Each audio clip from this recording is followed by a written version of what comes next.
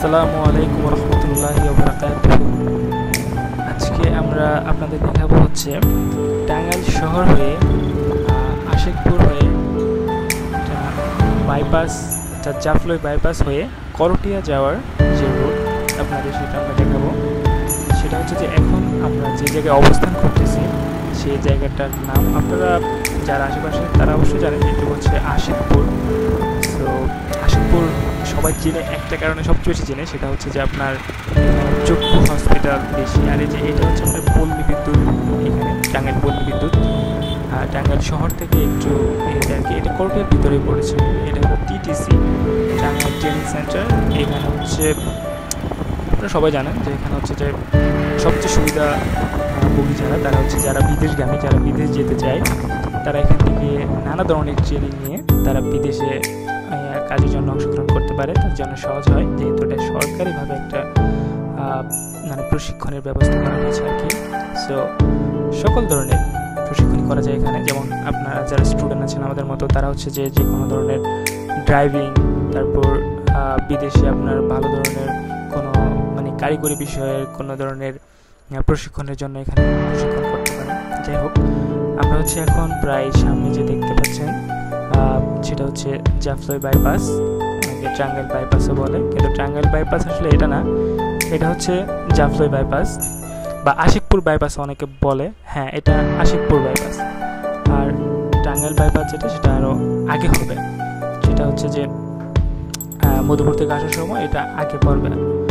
তো যাই হোক, এটা হচ্ছে জাফলই বাইপাস বা আপনারা যেভাবে চিনেন আর কি, আশিকপুর বাইপাস।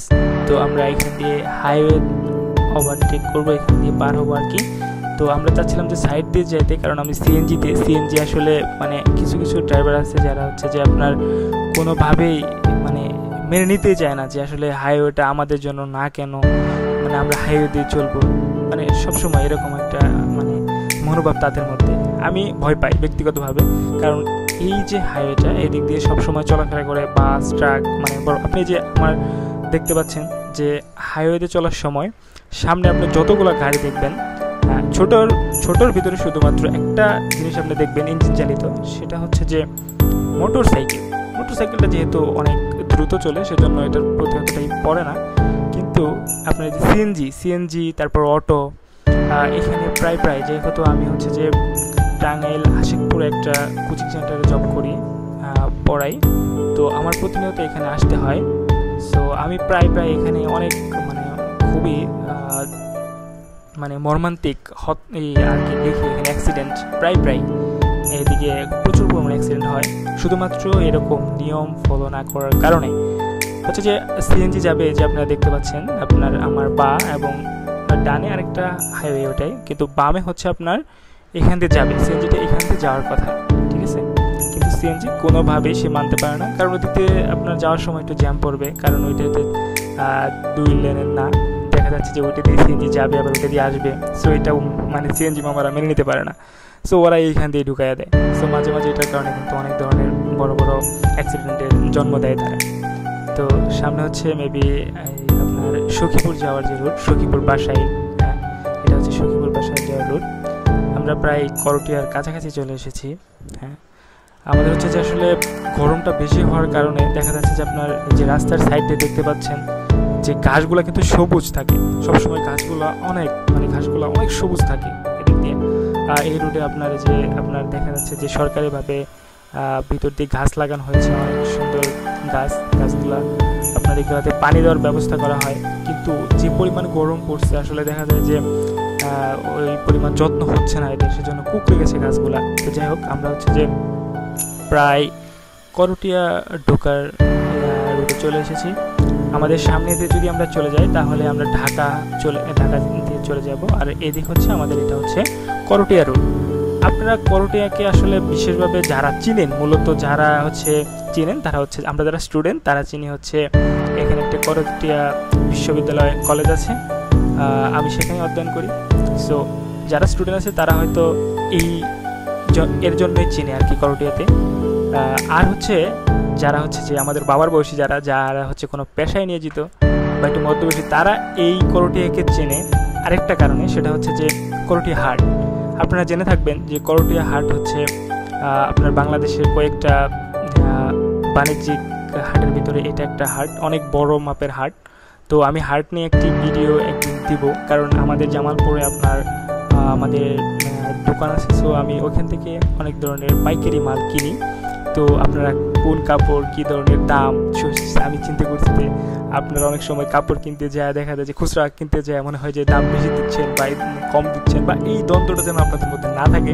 তো সেজন্য আমি চাচ্ছি যে আপনাদের এরকম একটা ভিডিও দিব আমি পাইকারি সব ধরনের, মনে করেন যে একদম 3/4 থেকে শুরু করে আপনার মানে রিজনেবল প্রাইসের মধ্যে আপনার যে টি শার্ট আছে, তারপর হচ্ছে আপনার বিছানার চাদর, এভরিথিং বলতে পারেন। কারণ আমাদের যে দোকানটা সেটা হচ্ছে যে আপনার মিশ্র কোয়ালিটির, মানে সব কিছু আপনি পাবেন, এক কথায় গামছা থেকে শুরু করে আপনি সব কিছু পাবেন, এভরিথিং।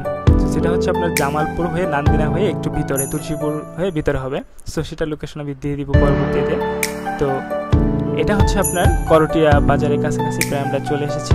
করটিয়া গ্রামটা আসলে মানে শহর থেকে মোটামুটি কত 15 কিলোমিটার দূরে হবে। তো গ্রামটা অনেক সুন্দর, অন্যান্য গ্রামের চাইতে অনেক সুন্দর। আর করটিয়া গ্রামটাতে কেমন জানি আলাদা একটা মায়া আছে।